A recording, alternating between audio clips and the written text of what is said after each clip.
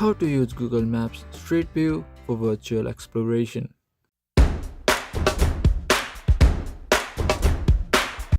Hi everyone, welcome to the video, and today we'll learn how to use Google Maps Street View option. Now if you want to use the Google Maps Street View but you don't know how to do it, I'm here to help. Just follow these simple steps and you'll be good to go.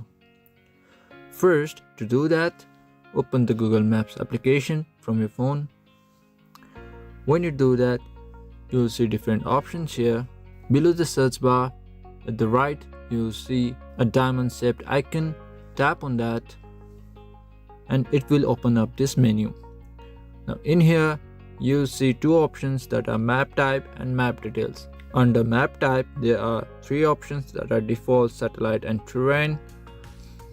Under map details, we have different options like public transport, traffic, bicycling, 3D, street view, wildfires and air quality. Now, if we want to access the street view option, tap on the street view option and it will give you the street view.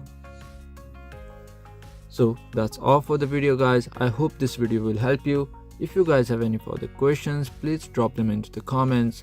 I'll meet you in the next video. Thank you and bye bye.